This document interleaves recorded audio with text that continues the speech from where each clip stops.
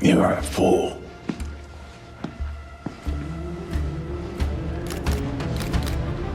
No, I'm not. Ricky Jr. TV. Listen, you know what? I gotta say this. Marvel and Disney have given me something that I didn't think that I would ever get again. I thought that the movies and the TV shows that we previously got would never ever be the same. I really did believe that. Now I know you got a lot of people that are gonna blow smoke up your behind and tell you everything is either super great or it's super bad. You know, they gonna go. I'm not gonna do that. I'm just gonna say it was a good show. It was a good season to the show. Now, I did not like last season of Daredevil. I didn't. I made a whole video complaining about how dry and boring it was. But I really did enjoy this season. I just can't believe how dark and gritty that this got on the Disney Plus show. Now, I know that Disney did do Deadpool and Wolverine, and they had to get really dark and really vulgar with that. But I just didn't think that Disney was gonna do this. Kevin Feige and them, Bob Iger, whoever it was, like they were serious when they meant that they was gonna get some of those people out who was affecting the writing and was, you know, on they got them out of there. They trimmed the fat, they cut down some of the people that wasn't bringing the great ideas to it, and they got back to what make the stories greater, what brought us to these characters. And this season, like I said, it's a very good season. It got really dark. And I also want to apologize again. I know in my last video, when they mentioned Luke, I was like, okay, they mentioned Luke Cage because I saw Jessica Jones had a kid, and I was like, that's a white baby. That's not a mixed baby. I don't know what I was thinking of when I was looking at it. I must have been tripping. Because this episode, when I see the baby, I was like, okay, that's clearly a mixed child. And we finally get Luke Cage. I'm like, that's clearly a mixed child. I was tripping. That's on me. That's on me. I don't know what was on my mind.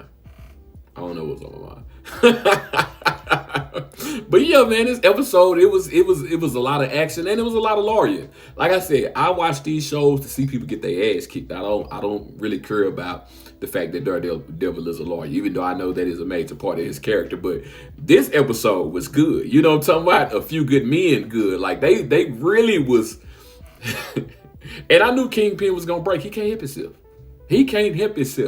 He can fake all he want and try to act like he's this good guy. He got this white suit on like he's the white knight, the guy that's protecting everybody. When the whole time he's the most evilest person in town. He just ain't got no damn powers. But that don't mean nothing, because when they have their famous hallway scene, which Daredevil has every season, there's going to be a hallway fight scene. Kingpin was whooping heads, boy. Listen, listen. Y'all don't know me. Y'all don't know me from a can of paint. Y'all don't know me.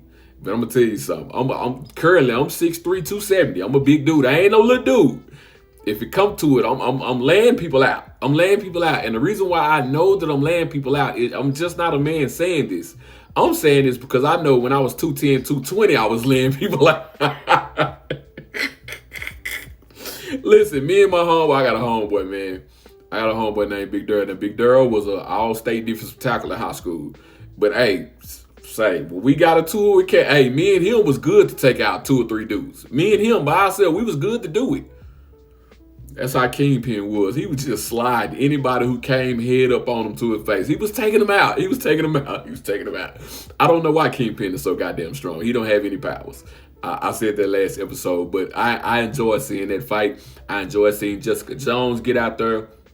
I enjoy seeing White Tiger get out of there, even though she ain't put on that suit yet, but just to see her powers manifesting in a way. I don't know why I can't remember the little girl's name, but yeah, and of course Daredevil too, and just to see the whole town flip and take Daredevil's side. Listen, I ain't seen that many people flip the red since Lil Wayne got hot.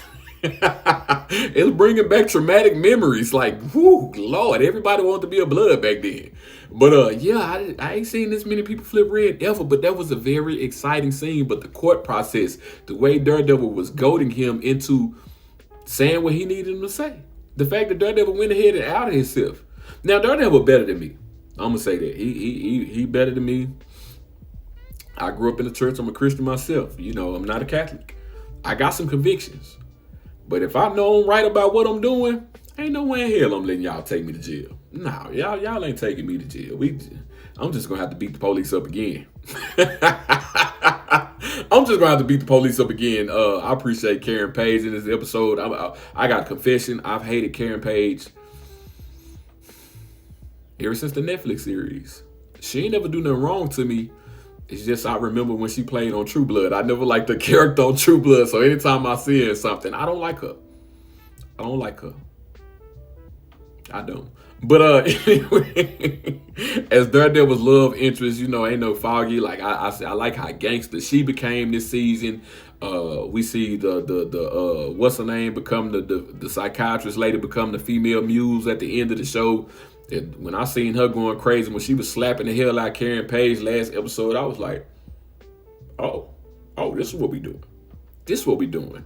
So I guess she's gonna be a villain next season. Maybe not a big bad, but a villain. But the fact that they're setting up heroes for hire, I don't think they're gonna do defenders. So you got Luke Cage came back. He had been overseas doing something that he really didn't want to do.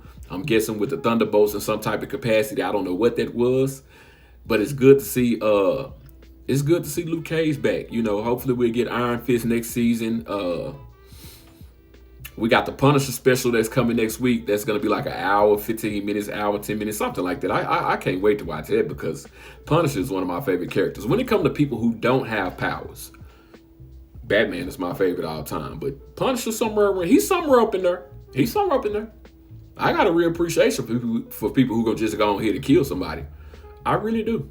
I really do, because I just don't believe it's no justice if you keep letting these people live to break out and do it again. And do it again. We see Kingpin take a deal and he finna go on the beach. He'll just be back to do it again. He might not be the mayor, but he gonna be on some more bull. He gonna be on some more bull with a white suit jacket on.